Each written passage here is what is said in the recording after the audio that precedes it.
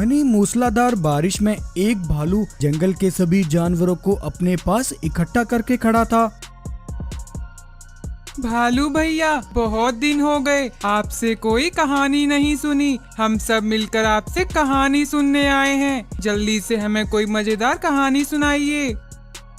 अच्छा भाइयों, ऐसी बात है तो फिर चलो, आज मैं तुम्हें एक मजेदार और अनोखी कहानी सुनाता हूँ। ये बात उन दिनों की है। तूफानी बारिश में एक बार रंगा नाम का बाघ अपने कुछ सिपाहियों के साथ एक बैलगाड़ी में अपनी पत्नी की पत्थर बनी मूर्ति लेकर कहीं जा रहा था। सिपाहियों, जल्दी चलो, हमें रात होने से पहले वहाँ पहुँचना है। रात होने से पहले रंगा अपने सिपाहियों के साथ सालों से वीरान पड़ी गुफा में एक जादूगर के पास आया। रंगा उस जादूगर पर बहुत विश्वास करता था। जादूगर, पिछले 15 सालों से मैं हर रोज नए नए प्रयास कर रहा हूँ, लेकिन लाख कोशिशों के बाद भी मेरी पत्नी ठीक नहीं हो पा रही है। आखिर इसे पुनः जीवित करने का कोई तो उपाय होगा। तुम्हारी पत्नी को ठीक करने का सिर्फ एक ही उपाय है। आज से कुछ दिन बाद तुम्हारे जंगल में एक अद्भुत शेरनी जन्म लेगी, जिसके अंदर अद्भुत चमत्कारी शक्तियाँ होंगी। अगर तुम अपनी पत्नी को वापस जीवित करना चाहते हो तो तुम्हें उस अनोखी शेरनी की बलि देकर उसकी शक्तियाँ अपनी पत्नी में डालनी होंगी। उधर ठीक एक हफ्ते बाद बाला शेरनी ने एक रात अपनी बेटी को जन्म दिया। बाला की बेटी जन्म से ही अनोखी शक्तियाँ लेकर पैदा हुई। मानसिंह ने अपनी अनोखी बेटी का नाम होलोफेरा रखा। मानसिंह और बाला अपनी बेटी होलोफेरा को देखकर खुशी से झूम रहे थे कि तभी उसी रात एक पंडित तेजी से भागता हुआ उनके पास पहुँचता है। मानसिंह, तुम्हारे घर जिस बेटी ने जन्म लिया है, मैं उसके बारे में तुम्हें सावधान करने आया हूँ, क्योंकि मैंने उसका भविष्य पहले ही देख लिया है। पंडित जी, ये आप क्या कह रहे हैं? बताइए मुझे, मेरी बेटी का भविष्य क्या कहता है? मानसिंह, तुम्हारी बेटी पर एक बहुत बड़ा संकट आने वाला है। एक बाघ तुम्हारी बेटी को ढूंढता हुआ यहाँ आएगा। अगर तुम अपनी बेटी को उसके कहर से बचाना चाहते हो तो तुम्हें इसे सबसे दूर रखना होगा। तुम इसे लेकर यहाँ से कहीं और चले जाओ। पंडित की ये चेतावनी सुनकर मानसिंह और बाला रात में ही होलोफेरा को लेकर वहाँ से निकल गए, लेकिन रंगा के एक जासूस सिपाही ने उन्हें जंगल से निकलते हुए देख लिया। मानसिंह और बाला जंगल से निकलने के लिए एक पुल से होकर गुजर रहे थे। रंगा अपने सिपाहियों के साथ दूर पहाड़ी से उन पर नजर बनाए हुए था, लेकिन उन्हें क्या मालूम था दुश्मन ने उनके लिए जाल बिछाया हुआ है। जैसे ही मानसिंह और बाला उस पुल से होकर गुजरे, तभी वहाँ एक तेज धमाका हुआ और धमाके से पुल के टुकड़े टुकड़े हो गए।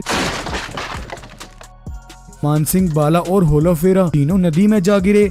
मानसिंह जब उठकर खड़ा हुआ तो उसने देखा होलोफेरा नदी के बहाव के साथ बहती हुई जा रही है।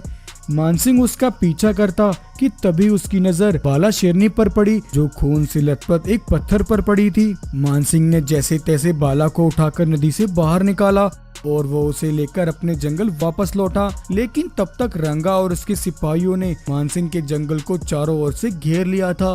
क्यों मानसिंह, लगता है बड़ी दूर की यात्रा करके आए हो। बताओ मुझे, अपनी बेटी होलोफेरा को कहाँ छोड़कर आए हो? मुझे तुम्हारी बेटी हर हाल में चाहिए। हमारे ऊपर रहम करो, मेरी पत्नी बहुत जख्मी है, इसे तुरंत इलाज की जरूरत है, हमें जाने दो। जब तक तुम मुझे अपनी बेटी का पता नहीं बता देते, तब तक तुम और तुम्हारी ये पत्नी मेरे पास बंदी बनकर रहोगे। सिपाहियों, डाल दो इन दोनों को कैद खाने में। रंगा ने मानसिंह और बाला को कैद खाने में डलवा दिया। लेकिन भालू बाबा, मानसिंह और बाला की बेटी होलोफेरा का क्या हुआ? पानी में बहते हुए क्या वो जिंदा बच पाई? हाँ बिल्कुल भाइयों, वो जिंदा थी। वो नदी में उस लकड़ी के तख्ते पर बहती हुई जा रही थी कि तभी किनारे पर खड़ी एक गाय की नजर उस पर पड़ी। जब गाय ने उस नन्ही शेरनी को पानी में बहते हुए देखा तो उसने नदी में जाकर होलोफेरा को नदी से बाहर निकाला। ये इतनी मासूम छोटी बच्ची किसकी है? लगता है ये अपने परिवार से बिछड़ गई है। अब मुझे ही इसका ख्याल रखना होगा। गाय होलोफेरा को अपने साथ अपने घर ले आई और वो होलोफेरा का अच्छे से पालन पोषण करने लगी। उधर रंगा कैद खाने में बंदी मानसिंह और बाला शेरनी से होलोफेरा का पता पाने के लिए हर रोज उन पर जुल्म करता और उन्हें खाने के लिए सिर्फ एक वक्त का ही भोजन देता। रंगा, हम पर थोड़ा रहम करो, हमारे ऊपर इतना जुल्म मत करो। हम तुमसे पहले ही कह चुके हैं, हम अपनी बेटी के बारे में कुछ नहीं जानते, वो जिंदा है भी या नहीं हमें कुछ नहीं पता। जब तक तुम दोनों मुझे अपनी बेटी का पता नहीं बता देते, चाहे फिर उसके लिए मुझे तुम्हें बाकी की जिंदगी भी यहीं कैद खाने में ही रखना पड़े, लेकिन मैं तुमसे तुम्हारी बेटी का पता उगलवा कर ही रहूंगा। मानसिंह और बाला ने रंगा के सामने रहम की भीख मांगी, लेकिन रंगा ने उनकी एक भी नहीं सुनी और वो उन पर लगातार जुल्म करता रहा। आज भी वो दोनों रंगा की कैद में हैं। भालू बाबा, फिर तो मानसिंह और बाला की बेटी होलोफेरा अब तक बड़ी हो चुकी होगी। हाँ भाइयों, बाला बिल्कुल बड़ी हो चुकी है। तभी जानवरों के पीछे से होलोफेरा भालू के पास आकर खड़ी हो जाती है। भाइयों, यही वो होलोफेरा है जिसकी मैं तुम्हें कहानी सुना रहा था। दरअसल कुछ साल पहले ही सीमा गाय होलोफेरा को लेकर मेरे पास चली आई थी। दुश्मनों को होलोफेरा का पता न चले, इसके लिए मैंने ये राज तुम सबसे छुपाया। अब हमें मिलकर होलोफेरा के माता पिता को रंगा की कैद से आजाद कराना है। हाँ भालू, हम होलोफेरा को उसके माता पिता से जरूर मिलवाएंगे। भाइयों, अब तुम सब होलोफेरा के साथ ही रहना, तब तक मैं एक जरूरी काम निपटा कर आता हूँ। तब भालू तेजी से गुफा में रखी रंगा की पत्नी बाघिन की पत्थर बनी मूर्ति के पास गया। भालू ने उस मूर्ति को उठाकर कुछ समय के लिए वहाँ से गायब कर दिया और वो सीधा रंगा के पास पहुँचा। रंगा बाघ, मैंने अभी अभी तुम्हारी पत्नी बाघिन की मूर्ति को नदी में बहते हुए देखा है। तुम जल्दी से जाकर उसे नदी से निकाल लो, वरना वो नदी के साथ बह जाएगी। ये सुनकर रंगा अपने सिपाहियों के साथ नदी पर पहुँचा। उधर मौका मिलते ही भालू ने मानसिंह और बाला शेरनी को रंगा की कैद से आजाद कर दिया।